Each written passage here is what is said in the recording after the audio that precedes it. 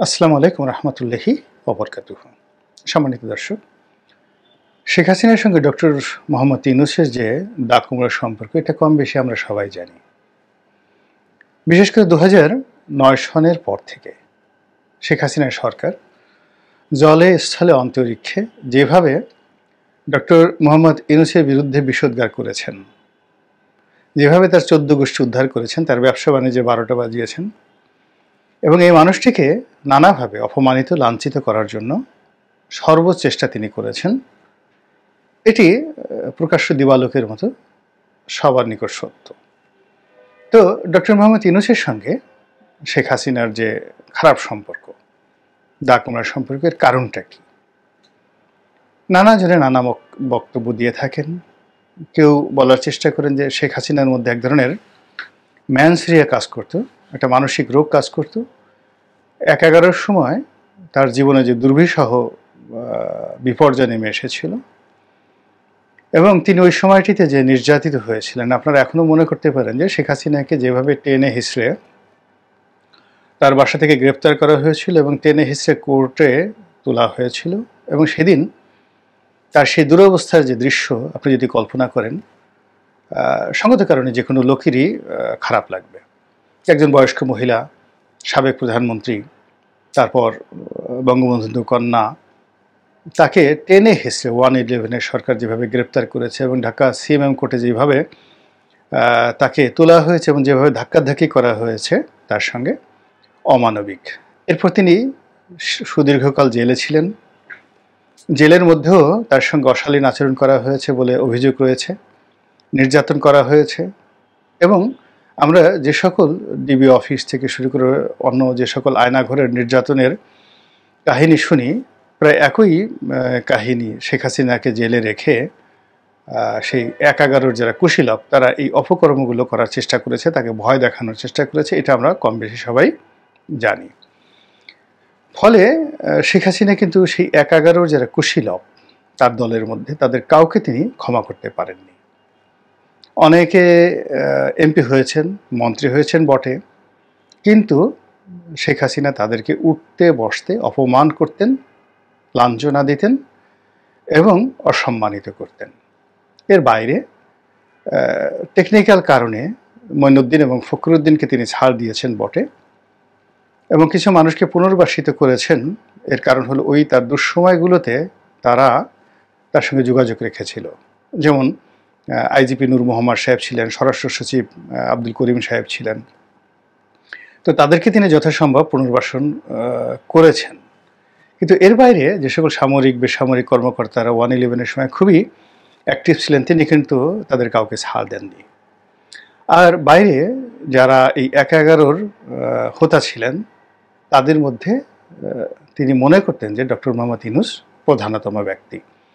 এজন্য তিনি ডক্টর মোহাম্মদ ইউনূসকে শত্রু মনে করতেন। এটা এক পক্ষ বলার চেষ্টা করেন। অন্য পক্ষ বলার চেষ্টা করেন যে ডক্টর মোহাম্মদ ইউনূসের সঙ্গে ডাক্তার দীপু মনির স্বামী, তার কিছু ব্যবসা বাণিজ্য ছিল এবং সেই ব্যবসা বাণিজ্যের ক্ষেত্রে তিনি দীপু মনির যে স্বামী, তাকে তিনি ঠকিয়েছেন এবং দীপু মনি যেহেতু পরবর্তীতে ক্ষমতায় গিয়ে শেখ হাসিনার কান ভারী করেছেন তার বিরুদ্ধে এবং সেখান থেকে ধীরে ধীরে ধীরে ধীরে সম্পর্কটি নষ্ট হতে থাকে এবং চূড়ান্ত পর্যায়ে চলে যায়। তো এটা হলো বাস্তবতা। এরপরে তার সঙ্গে কী অশালীন আচরণ করা হয়েছে, খারাপ করা হয়েছে, এগুলো আমরা সবাই জানি। আর প্রকৃতি দেখেন, তোমারে বুঝিবে যে গোকুলে বাড়ি শেষে, যে শেখ হাসিনা ডক্টর মোহাম্মদ ইউনূসকে শেষ করার জন্য এত চেষ্টা করেছেন, এখন সেই শেখ হাসিনাকেই আল্লাহ রাব্বুল আলামিন ডক্টর মোহাম্মদ ইউনূসের করুণার পাত্রীতে পরিণত করেছেন। যাই হোক, আমি সেই নীতি নৈতিকতার বা সেই ধর্মতত্ত্বের মধ্যে যাব না। ডক্টর মোহাম্মদ ইউনূসের সঙ্গে আমার যখন প্রথম দেখা হলো, তিনি আমাকে একটা প্রস্তাব দিলেন। প্রস্তাবটা হলো তিনি শেখ হাসিনার সঙ্গে দেখা করতে চান, কথা বলতে চান এবং একটা অ্যাপয়েন্টমেন্ট চান এবং অনেক দিন ধরে তিনি সেই চেষ্টা করে আসছেন, তিনি পারছেন না। তো যাই হোক, আমি সরাসরি প্রধানমন্ত্রীকে সেই প্রস্তাবটা দিলাম এবং তিনি অনেকটা ঘৃণা ভরে প্রত্যাখ্যান করলেন এবং আমাকে তিনি জিজ্ঞাসা করলেন যে তোমার সঙ্গে তার খাতির কী করে এবং তোমাকে সে কথা তিনি বলার সাহস পেলেন কী করে, সুযোগ পেলেন কী করে। তো যাই হোক, আমি ভড়কে যাইনি, আমি তাকে উত্তর দিলাম যে এরকম এই কারণে তার সঙ্গে আমার সম্পর্কটা হলো, এবং উনি এইভাবে কথাটা বলেছেন, এবং তার সেই কথার আমি আসলে উত্তর দিতে পারিনি। আমার কাছে মনে হয়েছে তার কথাটা আপনার কাছে পৌঁছে দেওয়া যৌক্তিক। তো যেহেতু আপনি তার ব্যাপারে খুবই বিরক্ত, you are my boss, I have got the message, আমি আর তার ব্যাপারে আপনার কাছে কোনো কথা বলবো না। পরবর্তীতে আমি আবার ডক্টর ইউনূস সাহেবকে টেলিফোন করে বা পরবর্তীতে তার সঙ্গে যখন দেখা হলো তাকে সেই কথাগুলো বললাম, এবং আমাদের যে ডক্টর ইউনূসের সাথে বৈঠক, তার প্রস্তাবনা, তারপরে শেখ হাসিনার যে বক্তব্য, এই টোটাল বিষয়গুলো আমি আবার নয়া দিগন্ত বাংলাদেশ প্রতিদিন পত্রিকায় একাধিকবার লিখে এই জিনিসগুলো আমি অনেকটা ব্ল্যাক অ্যান্ড হোয়াইট করে ফেলেছি। এনিওয়ে, কিন্তু শেখ হাসিনার সঙ্গে যেটা ডক্টর মোহাম্মদ ইউনূস আমাকে বলেছিলেন যে তার সঙ্গে একসময় শেখ হাসিনার খুব ভালো সম্পর্ক ছিল, এবং তিনি শেখ হাসিনার প্রতি খুবই কৃতজ্ঞ। এই কারণে কৃতজ্ঞ যে তার ব্যাংকটি খুব বিপদে পড়েছিল, দেউলিয়া হওয়ার পর্যায়ে পৌঁছে গিয়েছিল, এবং শেখ হাসিনা যখন 1996 সনে ক্ষমতায় এলেন তখন তিনি বাংলাদেশ ব্যাংক থেকে প্রায় 800 কোটি টাকা, 800 crore টাকা নামমাত্র সুদে বা বিনা সুদে বা স্পেশাল পারমিশনে গ্রামীণ ব্যাংককে তিনি দিয়েছিলেন শেখ হাসিনা, এবং ওই যাত্রায় গ্রামীণ ব্যাংক রক্ষা পায়, এবং শেখ হাসিনার সঙ্গে ডক্টর ইউনূসের একটা ভালো সম্পর্ক গড়ে ওঠে। তো ডক্টর ইউনূসের বক্তব্য হলো যে শেখ হাসিনার কারণেই তিনি মূলত আন্তর্জাতিকভাবে এতটা প্রতিষ্ঠিত হতে পেরেছেন। এর কারণ হলো বিভিন্ন রাষ্ট্রীয় অনুষ্ঠানে, বিভিন্ন প্রোগ্রামে শেখ হাসিনা তাকে নিয়ে গেছেন, তাকে সম্মানিত করেছেন, এবং শেখ হাসিনার তিনি সরাসরি শিক্ষক ছিলেন না, কিন্তু শেখ হাসিনা তাকে স্যার ডাকতেন। তো এই কারণে কি হতো, শেখ হাসিনার দরবারে দেশে এবং দেশের বাইরে ডক্টর মোহাম্মদ ইউনূসের যে মর্যাদাটা ছিল, এই মর্যাদাটাকে ডক্টর ইউনূস কাজে লাগিয়েছেন, ব্র্যান্ডিং করেছেন নিজের জন্য, দেশের জন্য। এটা ডক্টর মোহাম্মদ ইউনূসের নিজের কথা। তো তার প্রশ্ন হলো যে শেখ হাসিনার জন্য আমি আজ এখানে চলে এসেছি, তিনি কেন আমার ব্যাপারে বিরক্ত হবেন? আমি গ্রামীণ ব্যাংকের ম্যানেজিং ডিরেক্টরের পদ অবশ্যই চাই না। যদি শেখ হাসিনা চান বা হুকুম দেন আমি সঙ্গে সঙ্গে পদত্যাগ করব, কিন্তু তিনি আমার ব্যাপারে কেন বিরূপ, কেন তিনি চাচ্ছেন না, এটা আমি বুঝছি না, বা তিনি যে আমার বিরুদ্ধে, এটা আমার এখনও বিশ্বাস হচ্ছে না। এর কারণ হল তার সঙ্গে আমার ব্যক্তিগতভাবে তো কিছুই হয়নি, তিনি তো আমাকে সবসময় ভালোবাসতেন, চমৎকার একটা সম্পর্ক ছিল। তো এই জন্য আমি তার সঙ্গে ব্যক্তিগতভাবে দেখা করতে চাই। তো ডক্টর মোহাম্মদ ইউনূসের যে সেই কথা, তো তার প্রেক্ষিতে শেখ হাসিনা কখনো সেটা রেসপন্ড করেননি। আর কি বলেছেন, এটা খুবই অরুচিকর একটা কথা, যে কথা আমি এখন বলতে পারবো না, কিন্তু সেটা তিনি বলেছেন। কিন্তু ইদানিং যেটা হলো, ডক্টর মোহাম্মদ ইউনূস ক্ষমতায় আসার পর কিছু ভিডিও ফুটেজ সামনে চলে এসেছে, এবং আমি নিজেও এই ভিডিও ফুটেজ আগে দেখেছিলাম, কিন্তু ঠিক ওইভাবে আমার মনে ছিল না। সেটা দেখলাম যে শেখ হাসিনার জমানাতে একেবারে সংক্ষিপ্ত সফরে বাংলাদেশে মার্কিন প্রেসিডেন্ট বিল ক্লিন্টন এসেছিলেন, এবং এটা ডক্টর মোহাম্মদ ইউনূসের কারণেই বিল ক্লিন্টন ওই সময়টাতে এসেছিলেন খুব সংক্ষিপ্ত সফরে, এবং ওই সময়টাতে আমার অত কিছু মনে নাই, কিন্তু ডক্টর মোহাম্মদ ইউনূসের সেই আমন্ত্রিত অতিথি হিসেবে তিনি তার সংক্ষিপ্ত সফরে কিছু কর্মকাণ্ড করেছিলেন। তো আমরা দেখেছিলাম যে বিল ক্লিন্টনের যে প্যান্ট তুলনামূলকভাবে একটু উপরে উঠেছিল। তো সবাই বলার চেষ্টা করেছিল যে উনি এতটা স্টাইলিশ, এতটা আধুনিক, ওনার প্যান্ট নর্মালের চাইতে জামাতের মতো এইভাবে উপরে উঠে আছে, এটা কেন? তখন অনেকে লিখেছে এটা সিকিউরিটি রিজনে তার শরীরের হয়তো পায়ের দিকে কিছু ইকুইপমেন্ট, যন্ত্রপাতি লাগানো ছিল, আর ওই কারণে প্যান্টটা তার উঁচু হয়েছিল। জাস্ট এই কথাটা ওই সময় পত্রপত্রিকায় লেখা হলো। এছাড়া বিল ক্লিন্টনের যে বাংলাদেশ ভ্রমণ সম্পর্কে আমি আসলে অনেক কিছু ভুলে গিয়েছিলাম, যেটা এই সময়টাতে দেখতে পেলাম ভিডিও ফুটেজের মাধ্যমে। তো সেখানে দেখলাম যে শেখ হাসিনা তখন প্রধানমন্ত্রী, ডক্টর ইউনূসও তখন একেবারে খ্যাতির চূড়ান্ত শিখরে, আর বিল ক্লিন্টন তখন পৃথিবীর সমস্ত আকর্ষণীয় পুরুষদের মধ্যে, সকল আকর্ষণীয় পুরুষদের মধ্যে সবচেয়ে আকর্ষণীয়।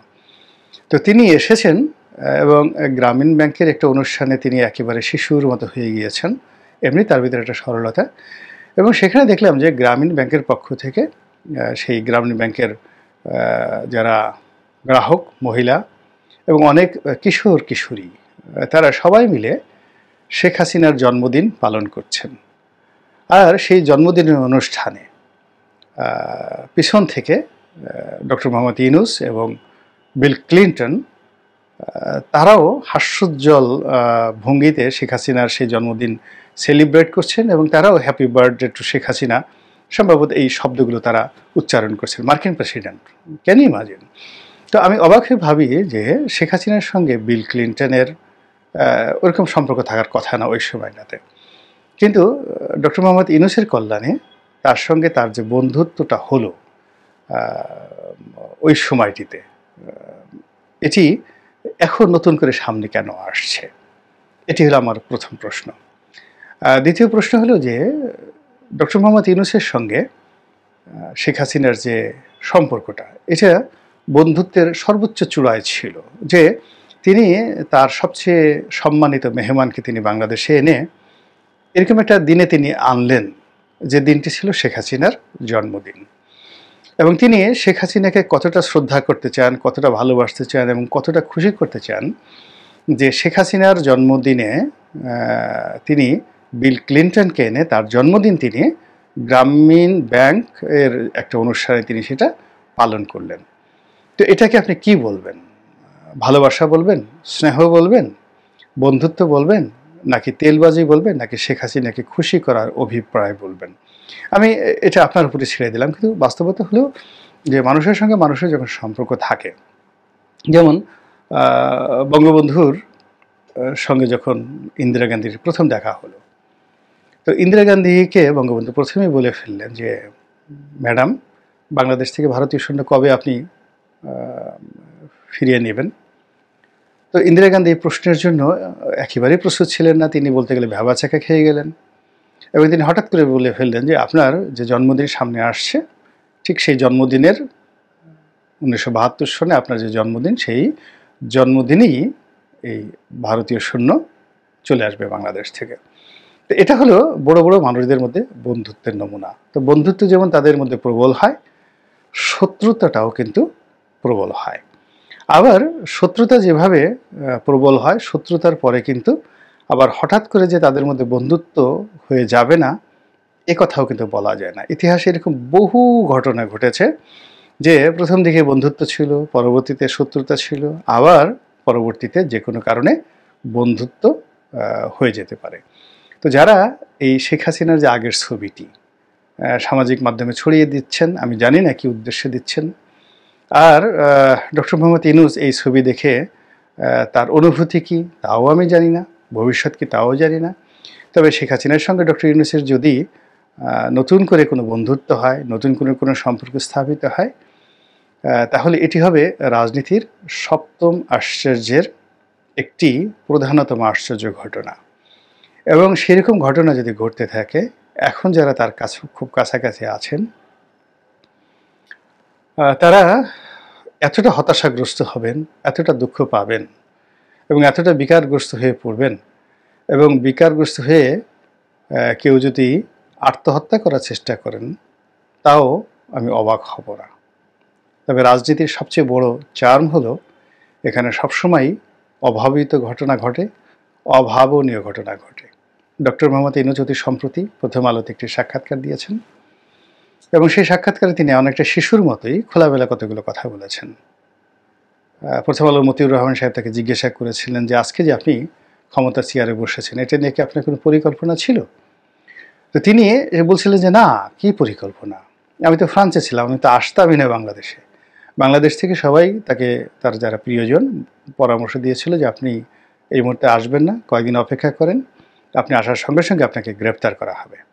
তো কাজেই আমি অপেক্ষা করছিলাম এবং আমি ফ্রান্স থেকে গ্রিসে যাব বা অন্য একটা দেশে যাব, আমেরিকাতে যাব, এরকম একটা শিডিউল তৈরি করে ফেলছিলাম। এর মধ্যেই এই গণ অভ্যুত্থান বা গণবিস্ফোরণ ঘটে গেল। তো প্রকৃতি কি না পারে, যে ডক্টর মোহাম্মদ ইউনূস বিধ্বস্ত, বিপর্যস্ত, পালানোর জন্য তিনি পাগল হয়ে গেছেন, আল্লাহ তাকে ক্ষমতার চেয়ারে বসিয়ে দিলেন। আগামীতে যে আবার তার সঙ্গে শেখ হাসিনার যে একটা সুসম্পর্ক স্থাপিত হবে না, অথবা শেখ হাসিনার ফাঁসি ডক্টর ইউনূসের হাতে হবে না, এ কথা আপনি আমি এখনো পর্যন্ত বলতে পারবো না। ঘটনা যাই ঘটুক, সব যেন আমাদের দেশের কল্যাণ বয়ে নিয়ে আসে এবং সকল কিছুর মূলে যেন দেশের কল্যাণ নিহিত থাকে, এই দোয়া করছি, এই প্রার্থনা করছি। আসসালামু আলাইকুম ওয়া রাহমাতুল্লাহি ওয়া বারাকাতুহু।